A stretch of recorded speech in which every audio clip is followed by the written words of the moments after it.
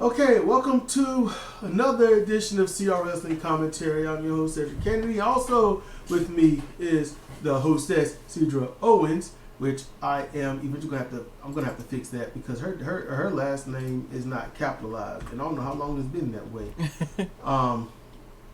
Okay, so I just got done. We just got done watching a movie, and I just got done uploading stuff. Movecraft.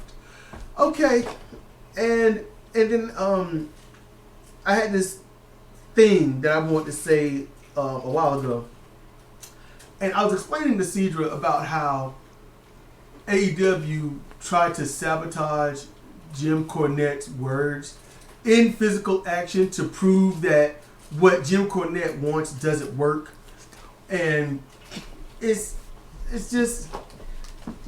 Oh man, I didn't want to explain this twice, so I thought I would just do a commentary, and if it's good enough, then it'll keep it. It's up to Cedric if it should. So I'm going to explain it to her, and hopefully you all as well. So let me explain where the buildup is. Jim Cornette has spent a great deal exposing AEW's stupidity. Everything about it. Everything. I mean, he's left no stone unturned, no rice grain uncooked. Jim Cornette has talked about the good things that they've done, and it ain't many. And this is all about professional wrestling, all right? And it also branched off from talking about people's e-feds when it comes to Fire Pro Wrestling World, how they just want fight gaming edits, gaming and stuff. This because we were looking at the Dragon Ball edit, which was pretty good, the Dragon Ball sequence that somebody made. I thought, well, it's... A lot of people can make that. It's kind of easy. But here's the thing. I wanted to use this to explain how all of this has been a flustercluck of mayhem, because a lot of the way people are, Jim Cornette for the longest been saying professional wrestling is dead. It's not coming back. It's done because people are stupid and whatnot. And I can't disagree. However, he's harped on AEW and how horrible their tag teams are, how horrible everything is. Everything about the tag teams. Everything. And I can't disagree. While he and I and Cedra can see the promise in almost every tag team, to an extent, the tag teams failed themselves. And they have no one to guide them. And if they did, they wouldn't even listen. We got that from MJF, who works with AEW. All right? He even exposed that they don't listen to the veterans. They don't, but he studies them and listens. And lo and behold, how is it that MJF can have great matches in every promotion? He knows how to piss people off in any promotion. He knows how to have good promos in any promotion against anybody. I mean, he could get over a grain of sand if he had to. That dude is good. Mm-hmm, we liked him before Jim Cornette started talking about him. We liked him. From the first moment we saw him, because he pissed us off. Mm-hmm. And I was like, wait, he just did his job right. It was on Tommy Dreamer's show we saw on Twitch. Yes. Mm-hmm. Now, what AEW did with Jim Cornette talking so much trash about the tag team division is they held, and this was an event sometime this year. It's, they pretty much willy-nilly and everyone just run in. They're trying to do the Lucha Libre thing, but yet throw the rules out and stuff and just have garbage wrestling that fans can just yay about without any understanding. They don't even know what's going on. Literally, the fans don't even know what goes on in a tag team match. They're just looking for high spots. The fans don't know shit. Did he jump? Did he dive? Was it a power move? Was it an epic super kick? Well, no one really responds to those anymore. Mm-mm. Unless the Young Bucks are doing them. And even then, the fans are kind of quiet. So Cornette talked about the bad tags. All the bad tags. All right. So AEW decide to play with it to expose and hopefully hurt Jim Cornette's beliefs, thoughts, wisdom, experience on tag matches. So in a tag match, what happened was, this was Private Party versus, I think it was Angelico and other dude. The other flippy floppy. Yeah, and Jack Evans, master of being uncontrolled of himself. Yeah. There was a tag made. Now, the tag was not a proper tag. It was a tag on the back of the neck and back area. So the ref was like, that's not a legal tag, get out the ring, and the fans booed the hell out of it. They were unhappy. I mean, literally, if you watched it, the fans were in an uproar like the 80s if the heel was just beating up the face and nobody could stop it. They got pissed, all right, because they wouldn't let him in. That right there, now they had to get out. Everybody was unhappy. And then Angelico and the Halogen Light friend, they did it, and the ref was like, no. The fans were irate. The fans don't know what a proper tag is. Never have, never will. So when they won't let them in the ring, they didn't understand. They didn't know. They were just basically Republicans saying, I don't want to wear a mask. They didn't understand what was going on, but they were pissed because they couldn't get in the ring and do more flippy shit. That's it. The fans were like, I can't have my sugar. That's it. Okay, so they did this to get at Cornette? Cornette went on a whole 2 weeks on 4 episodes straight talking shit on tag team wrestling. So then AEW pulled that shit out and did it. And then after that, Cornette talked about it.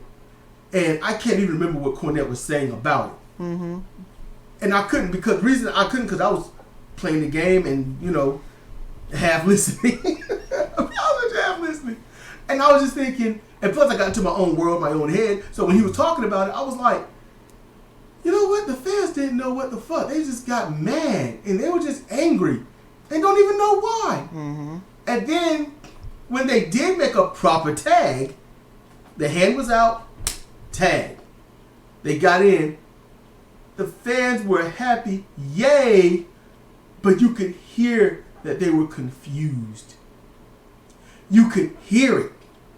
Yay! I don't understand why now but not then. You could hear it. Now, here is what the awesome thing about all this does.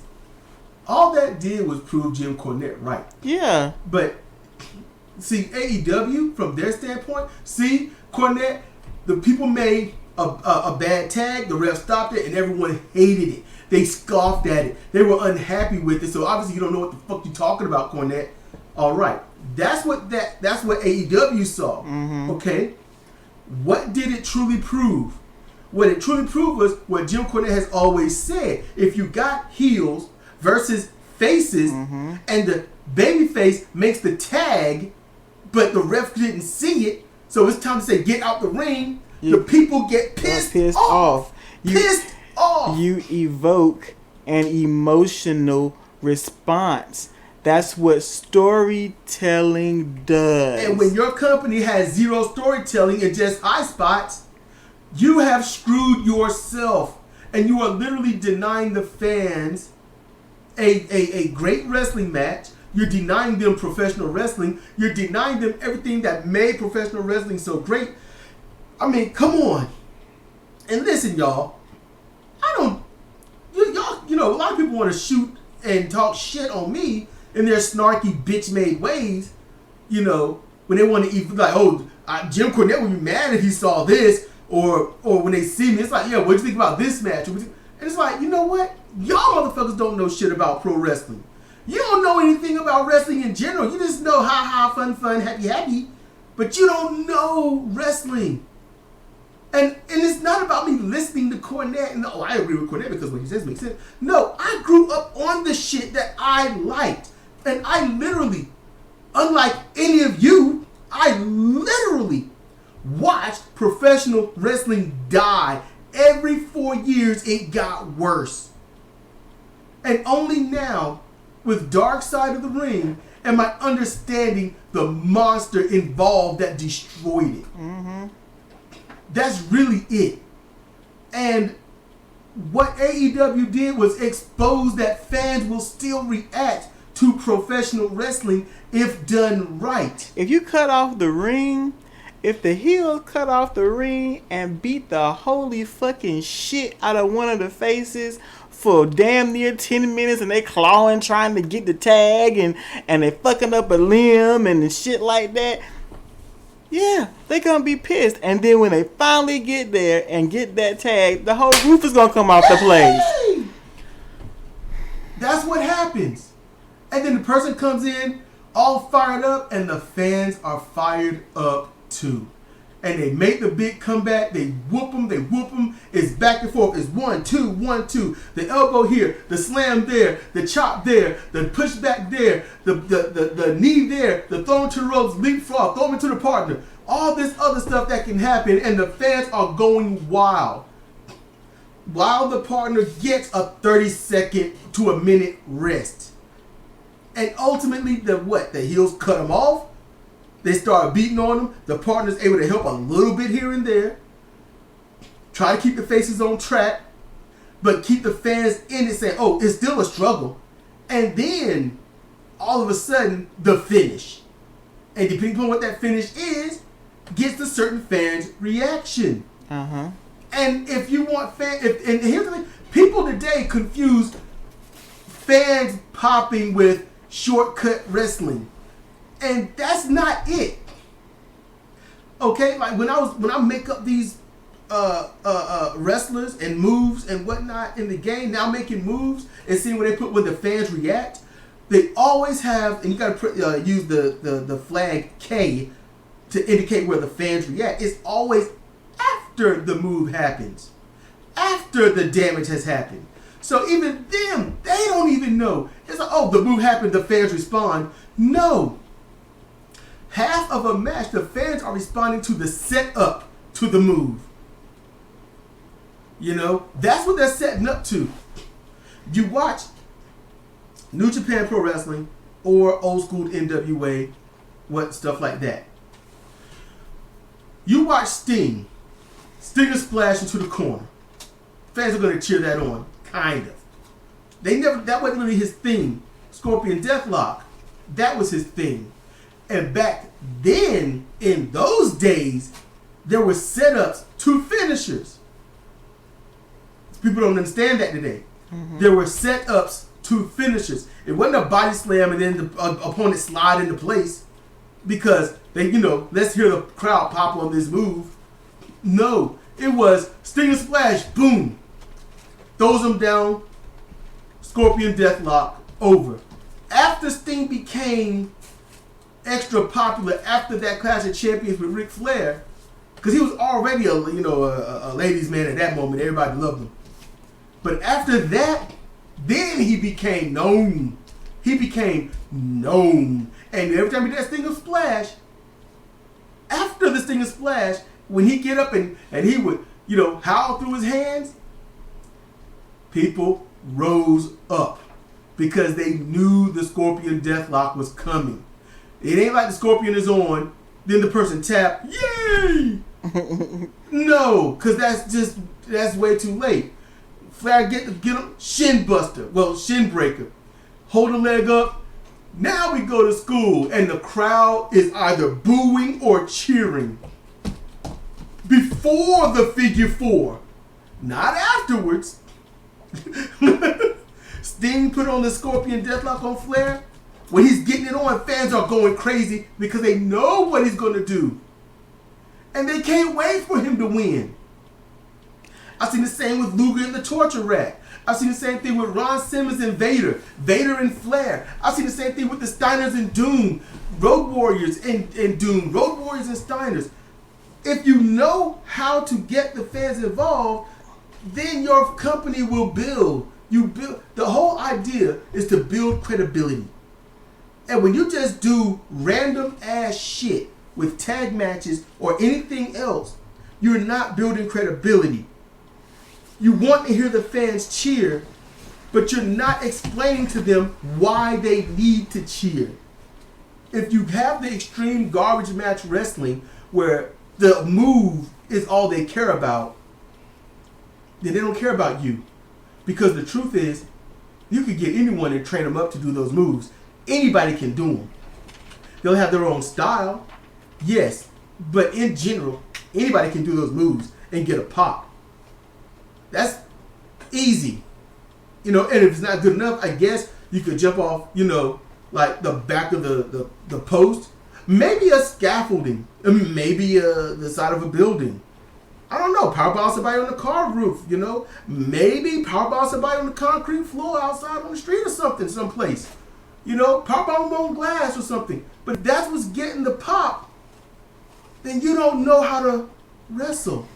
Because wrestling ain't the move. Wrestling is everything between that big move. Can you hold your own? Do you have the basics? Can you pace? Can you tease and taunt the fans? There's so much to do in wrestling. The move is just the icing on the cake at the moment. The end of the match, how it ends, is how you send the fans home. Pissed or happy. Here is something else too. A couple other things that you and I have gone over in the past, and that Cornette has gone over at various times. Speak it to me, woman. So, what AEW has done, what they think they have done, is taken the pageantry and just made it so wonderful. But they suck at the pageantry. Because despite the evil that Vince McMahon and the WWE is, they were, I don't know what the fuck they do now, but in the late 80s, early 90s, when there was the WWF, they were fantastic at pageantry because they could set the mood for their wrestler. And I remember this because I was a child the first time I saw Undertaker. And I was scared shitless. And I just knew he was going to go out there and kill the fuck out of somebody. I don't get that with AEW. No, you don't get any of that because it's okay, they have on nice, brightly colored stuff. Okay. And they come out. And they may be dressed up like, what have they done? Street Fighter and all that stuff. Yeah. It's that they're doing as this is cosplay in there. I want to dress up in costumes and get in the ring and act silly. This video gamey, but you're not. You don't look dangerous. You look like you can whoop somebody. Look, I'm a woman. And back in the day, dudes that wrestled were huge. Yeah, a lot of them were jacked up on steroids, but they were huge pieces of eye candy. Yep. The dudes on AEW, I am bigger than the dudes on AEW. They look much vaguely. It's nothing that you want to see.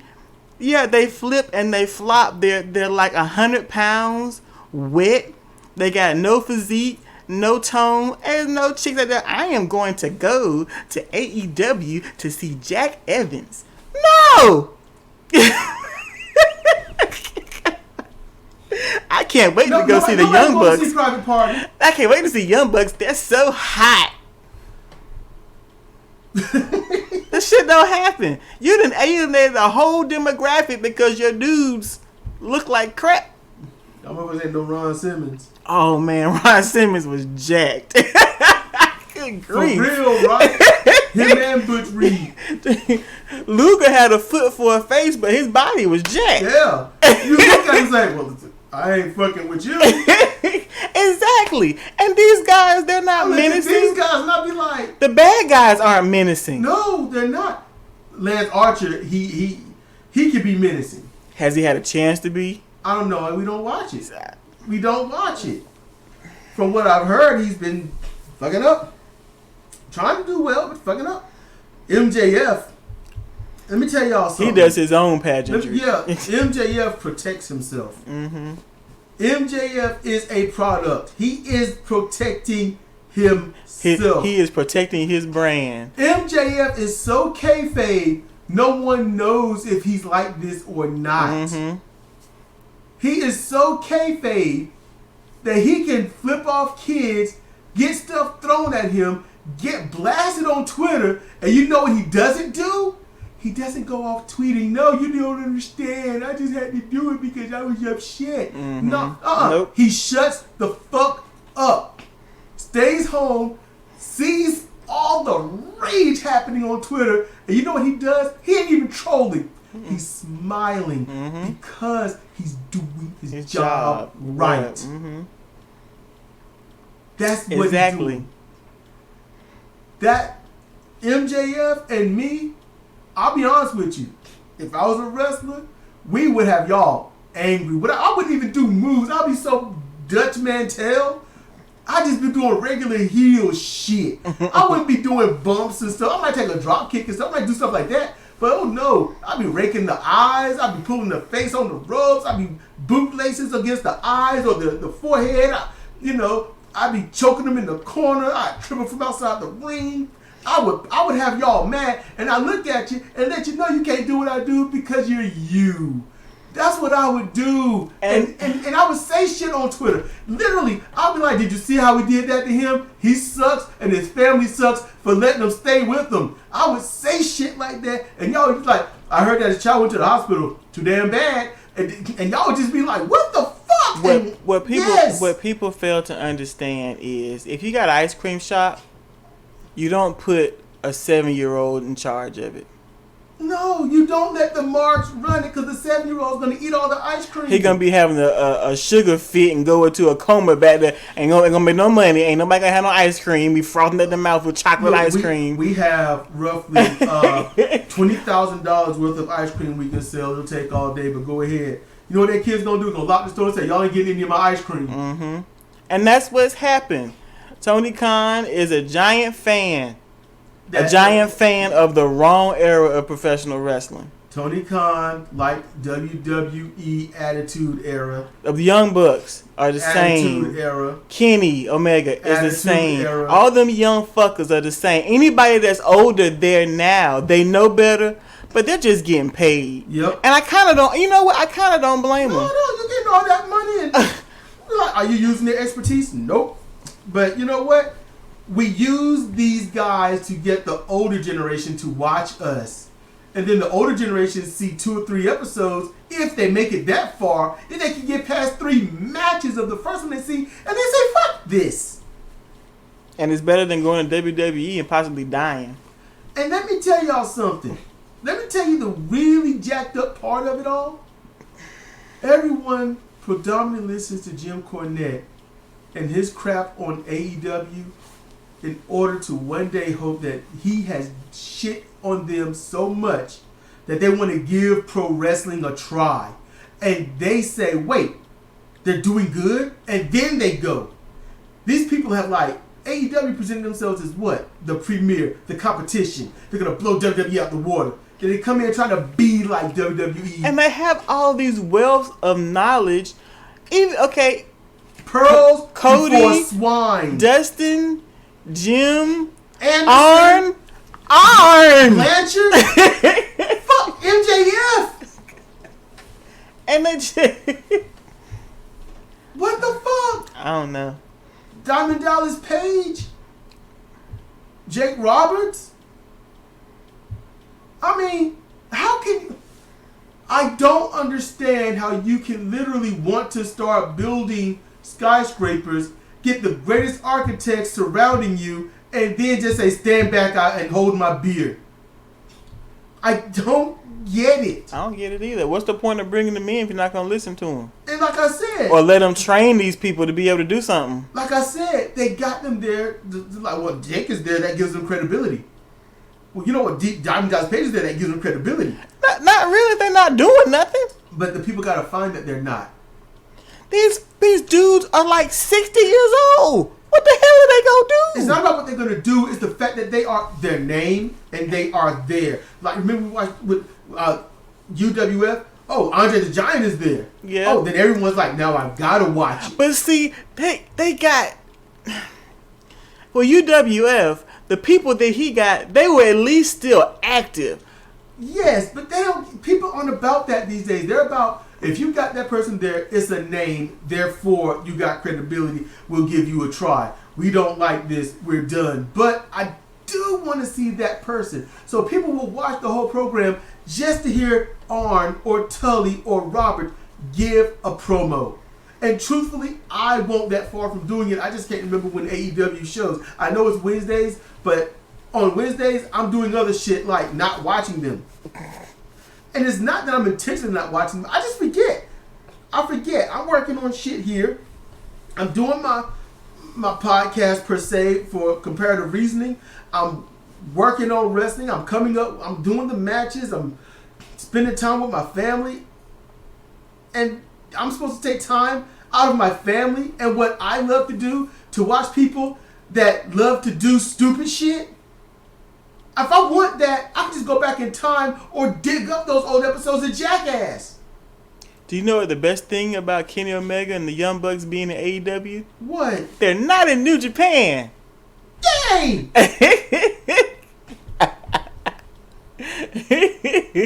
They're not in New Japan, and now Kota can excel. Yes, and not having some dude rub his chest all day. All day.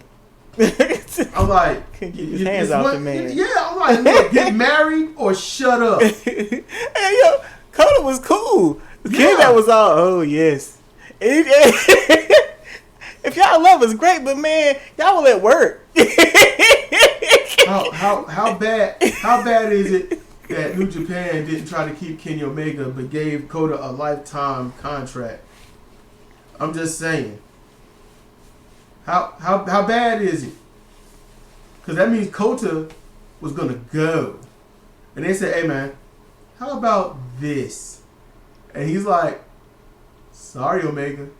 Any more sissy boy slap fights you want to get in? Have fun at it."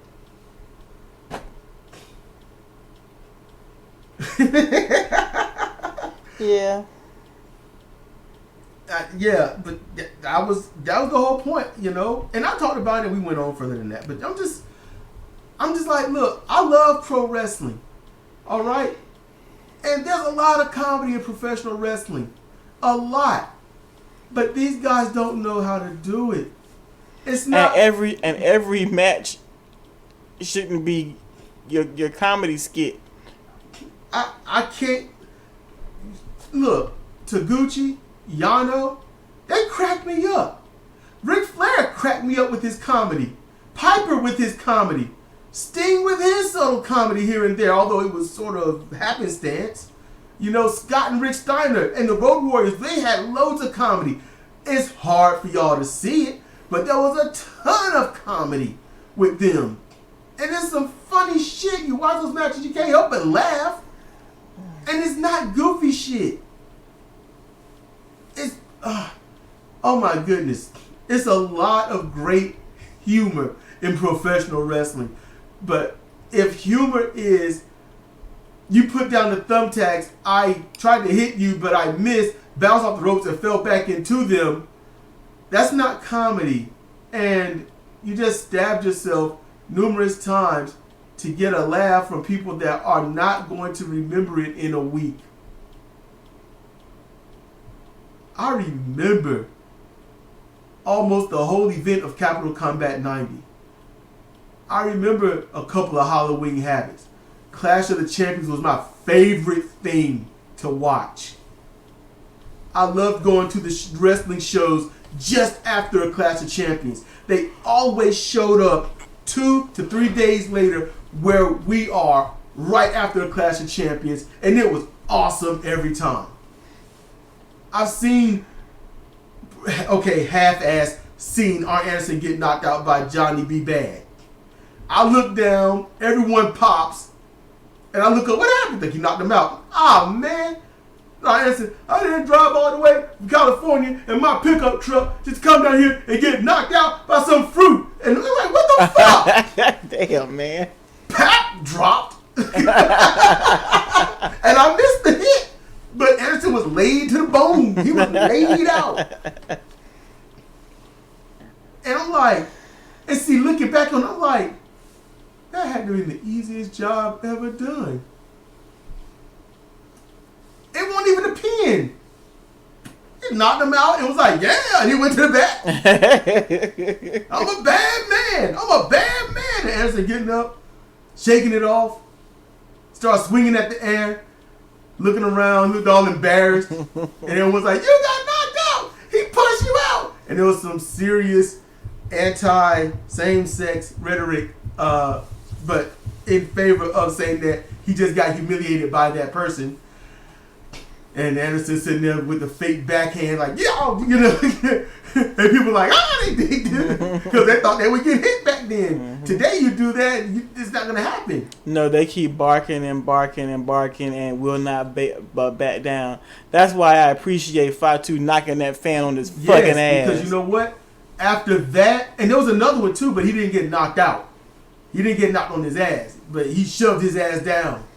After that, they don't fuck with Jacob Fatu.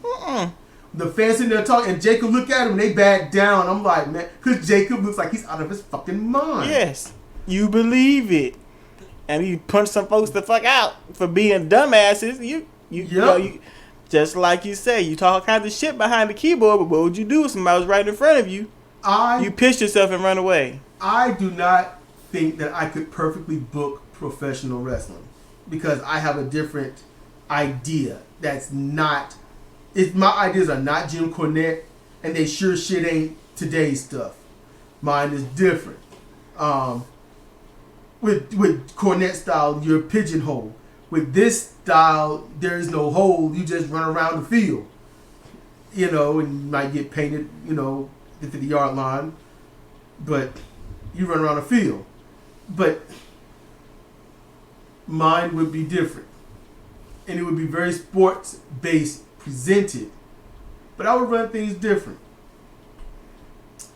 It's just what AEW has going on. It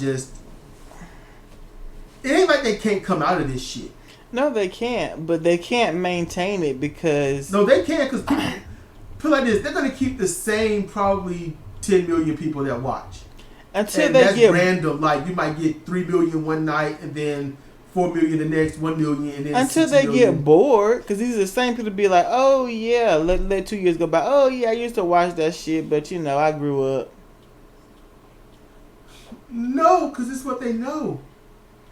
AEW is legitimately what Vince McMahon has always wanted. But Vince knows how far he can go. You see what I'm saying? Yeah. AEW have no limits. That's the difference. That's what's going on. AEW don't have any limits, and it exposes everything. You know, now AEW can have legitimate looking contests, and they can get their shit in order, and they can actually do that before December. They can do it right now while barely anyone's watching and no one's really remembering. It's like, hey, don't get that crap. You know? But right now, we're back to square one. AEW uses tag team wrestling to expose the truths. That's what I want to talk about. It branched off into other stuff. But, you know, also I'm just keeping going because someone just might want to listen to something while they're doing something else. But... right now we're back to, well, we need something that can rival Vince. And I don't want something to really rival Vince because here's the truth. You want to know how you want to win this? You don't rival Vince. Literally, you bring back professional wrestling. You bring it back and you do it in the South. And I ain't talking about the dirty, stupid South. I'm talking about where professional wrestling comes to live. All right? And that's North Carolina. That's Tennessee. That's Georgia. Even a little bit up there in Minnesota. You know? That's where you bring it. You bring it there. You can start companies there. Spread the word of mouth, have it hosted online. People can pay $3 to $5. And it has to be more than... something that I learned watching from the dark side of the ring is you can't have people who are wrestlers who just want to act like a superhero on TV. No, you need people who are trying to feed their families. They need a job. Because people behave differently if they need a job when they're trying to survive. And you need something that professional wrestling makes sure it's never had. That's the change that's needed. And that change is this. Seriously, that's what this is. The change is this. You need not only those that want to survive and feed their family, but you need people that literally believe in your company and will not sell you out, will not go anywhere else, and will help you build it honestly and listen to you as much as you listen to them, and build your company from the ground up, and never wane, and become that. That's how when these wrestlers become a household name, like Sting and Flair, it didn't take them 20 years to do that. It took them a little bit of time. They had to get exposed. They had to get in the right matches. They had to be not the right place at the right time. They needed someone that can work with them the right way in the right place. And that's not just talking about in the ring. No, that's presentation. Their pageantry. How do you get them over? How do you cater to their strengths? And how do you get that over with the crowd that you have? And when the fans see them enough and the fans love them, when they're faces, let them interact with the fans. When they're heels, make sure they shit on the fans, because you want those fans to be angry enough for that heel to get his ass beat in the ring. That's what you need. The only thing that has changed about professional wrestling is the professional wrestling. The fans are more or less the same. The difference is you've always had those fans that's like, hit him with the chair. Well, why don't you just jump on him with your feet on his neck? Why don't you just throw the tax down? You had those junk-minded fans, and those became the loudest talkers in the room. I ain't talking about the boardroom. I mean, when I say the room, I mean the audience. So you had the professional wrestling fans that were enjoying their stuff, and then you've got those yahoos that had those pipes for lungs that hollered, "Yoo!" And they got heard. And when certain wrestlers like, look, what are we gonna do to make money? You know, you got the big three out there. Well, hardcore wrestling, they love that. But we can do that in the backyard. Because you know why? Companies weren't accepting these people. They weren't. So they put it in their backyards. They got their friends to show up, see what they could do. And then they got the yahoos that grew. And out of that, you get Kenny Omega in the hardcore indie section. You get the young bucks that can come up without any true training and just do shit. And just shit on everyone's legitimate finishers and stuff. You kill the legitimate finisher. You kill the point of a match. A legitimate finisher is needed because sometimes they wait for it. And these people, the yahoos shouted, and the indie the wrestlers grew up fans. And they was like, I want to do that. I want to be that awesome. I want to be that magnetic. But then they get pops for the spots. And then they do that because that's what the fans react to, but they don't understand. You tell a story. You're trying to get this. You're trying to get that. And it went from the fans reacting when you finally get it to the fans just wanting to see it. Now you're catering to the fans. The fans dictate the show, not the wrestler. That's what happened. And the professional wrestling fans want their wrestling, but they don't want the junk with it.